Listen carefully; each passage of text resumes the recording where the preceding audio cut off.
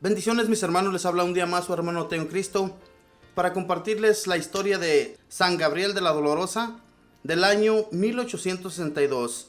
Abra sus sentidos mi hermano, mi hermana, vamos a poner atención, vamos a estar atentos a la historia de este santo, porque a través de las historias de ellos, a cada uno de nosotros nos dan ganas de seguir los caminos del Señor.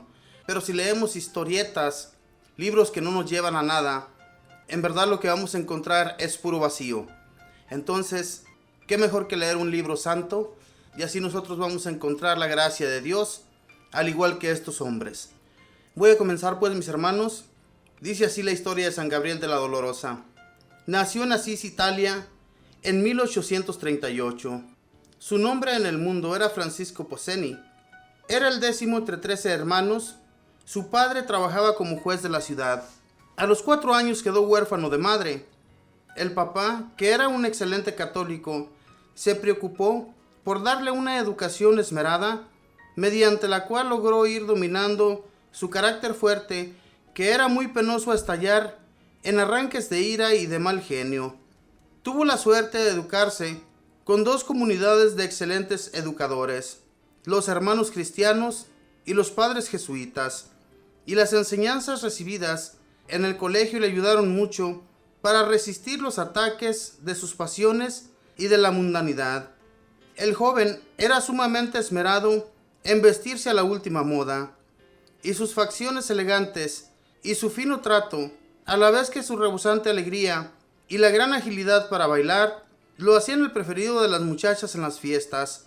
Su lectura favorita eran las novelas, pero le sucedía como en otro tiempo a San Ignacio, que al leer las novelas, en el momento sentía emoción y agrado, pero después le quedaba en el alma una profunda tristeza y un mortal hastío y abatimiento.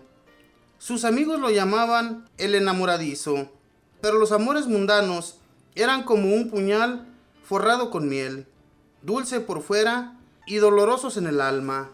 En una de las 40 cartas que de él se conservan, le escribe a un antiguo amigo: cuando ya se ha entrado en religión, mi buen colega, si quieres mantener tu alma libre de pecado y sin esclavitud de las pasiones y de las malas costumbres, tienes que huir siempre de la lectura de novelas y el asistir a teatros donde se dan presentaciones mundanas.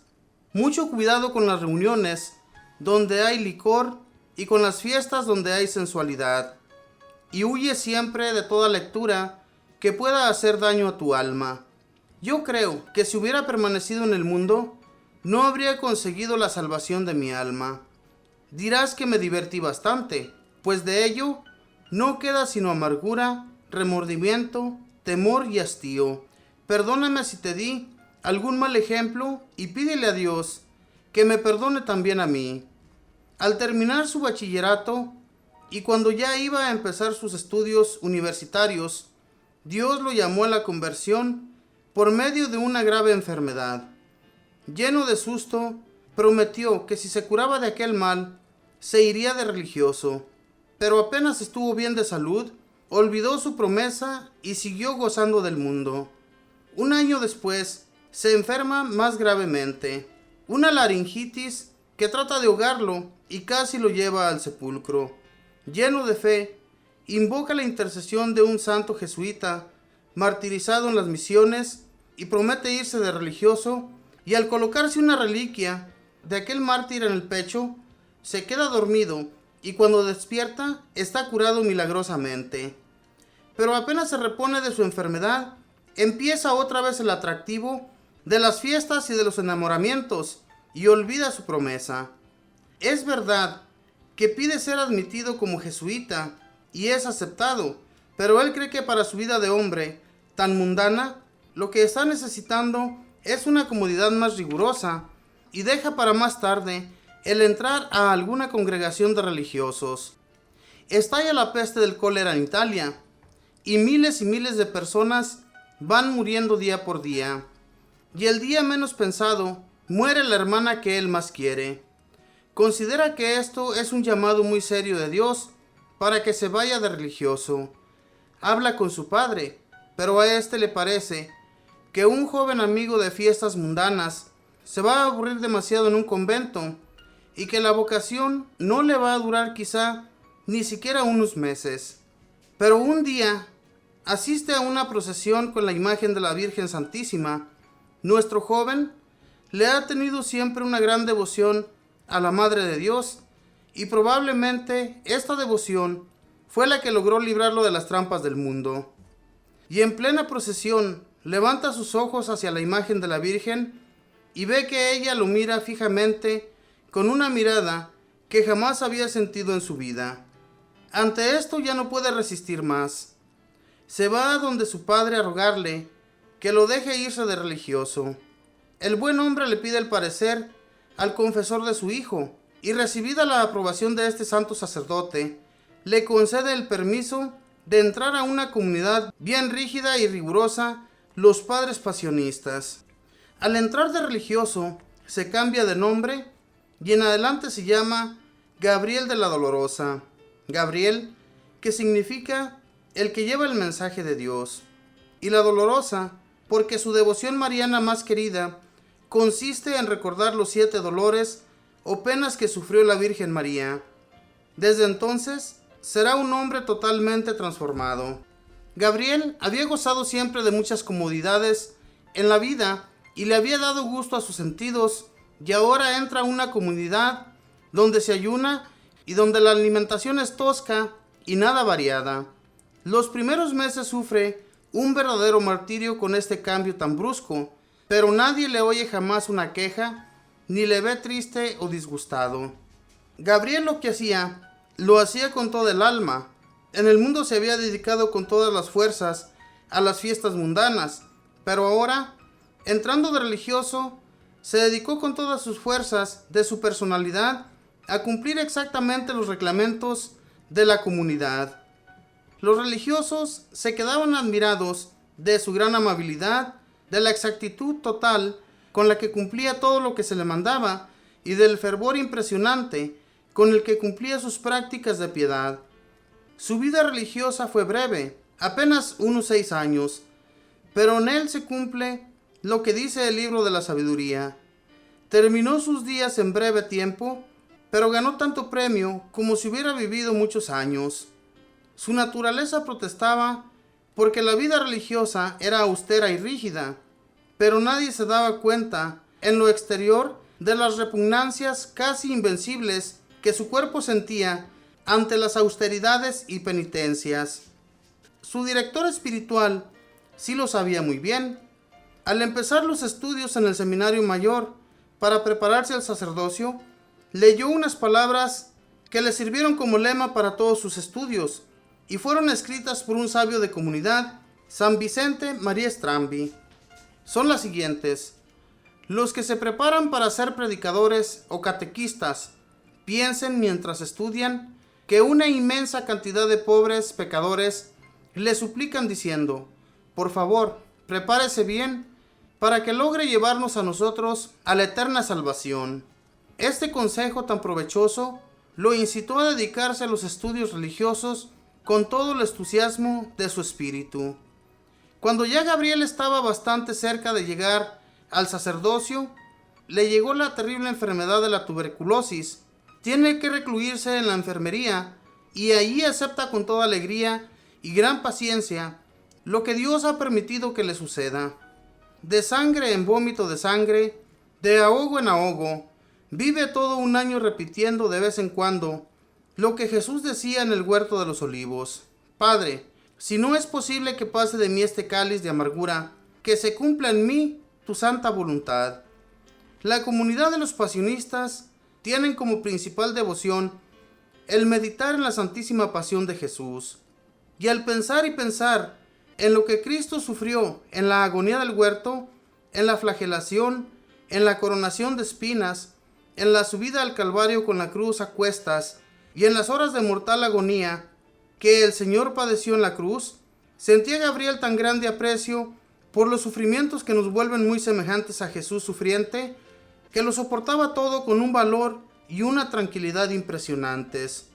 Pero había otra gran ayuda que lo llenaba de valor y esperanza, y era su fervorosa devoción a la Madre de Dios. Su libro mariano preferido era Las Glorias de María, escrito por San Alfonso María de Ligorio, un libro que consuela mucho a los pecadores y débiles y que aunque lo leamos 10 veces, todas las veces nos parece nuevo e impresionante. La devoción a la Santísima Virgen llevó a Gabriel a grados altísimos de santidad. A un religioso le aconsejaba: no hay que fijar la mirada en rostros hermosos, porque esto enciende mucho las pasiones. A otro le decía: lo que más ayuda a vivir con el alma en paz es el pensar en la presencia de Dios, el recordar que los ojos de Dios siempre me están mirando y sus oídos me están oyendo a toda hora, y el Señor pagará todo lo que se hace por él, aunque sea regalar a otro un vaso de agua. Y el 27 de febrero de 1862, después de recibir los santos sacramentos y haber pedido perdón a todos por cualquier mal ejemplo que le hubiera podido dar, cruzó sus manos sobre el pecho y quedó como si estuviera plácidamente dormido. Su alma había volado a la eternidad a recibir de Dios el premio de sus buenas obras y de sus sacrificios. Apenas iba a cumplir 25 años. Poco después, empezaron a conseguirse milagros por su intercesión, y en 1926 el sumo pontífice lo declaró santo y lo nombró patrono de los jóvenes laicos que se dedican al apostolado. San Gabriel de la Dolorosa, pídele a la Santísima Virgen por santos jóvenes tan llenos de vitalidad y de entusiasmo, para que encaucen las enormes fuerzas de su alma, no dejarlas perder en goces mundanos, sino a ganarse un gran premio en el cielo, dedicándose a salvar su propia alma y la de muchos más. Esta fue la historia de San Gabriel de la Dolorosa. Este santo, al igual que la santa que les leí 2 días atrás, este santo era muy fiestero, pero tenía un padre que era muy católico. Y todo esto ayuda, mis hermanos, para que nosotros busquemos los caminos de Dios. Si en nuestra familia no hay nadie que nos instruya, ni se encuentra nadie que nos dé un empujoncito para tener un encuentro con Dios, pues no vamos a hacer nada en esta vida. En realidad necesitamos de Dios para ser mejores personas y para amar a nuestros hermanos como debe ser. Este santo, algo que a mí me llamó la atención fue esto, que a él le ayudó muchísimo. Dice que a un religioso le aconsejaba: no hay que fijar la mirada en rostros hermosos, porque esto enciende mucho las pasiones.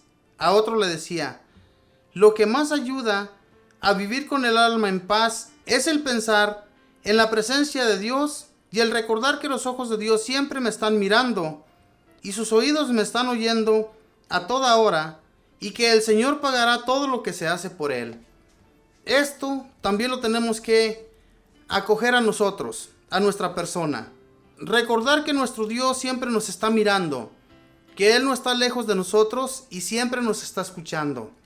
Si pensáramos de esa manera, si pensáramos que Dios está a la par y que todo el mal que causamos y que nos causamos a veces a nuestra propia persona, cuando caemos en el pecado, cuando caemos en las emociones fuertes, todo eso, hermanos, es muy dañoso para nuestra alma. Y hay que buscar mejor de Dios, hay que buscar de Él para que Él nos ayude, recordando que Él siempre está con su mirada fija y sus oídos fijos en nosotros. Que no pensemos nunca que está lejos de nosotros, porque Él está mirando cada acción que cometemos, y si hacemos el mal, el Señor lo está mirando.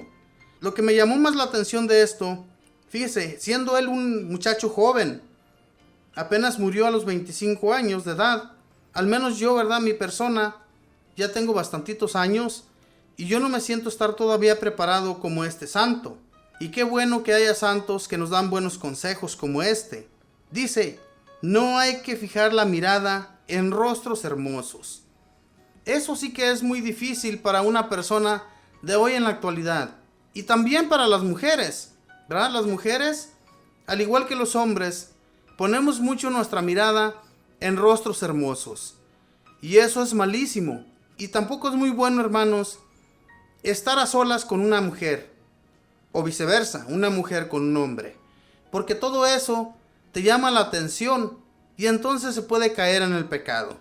Hay que mejor buscar de Dios y pedirle las fuerzas para que nos siga instruyendo en su amor y alejarnos de todo el mal y todo lo dañoso que pueden ser las cosas de este mundo para nosotros.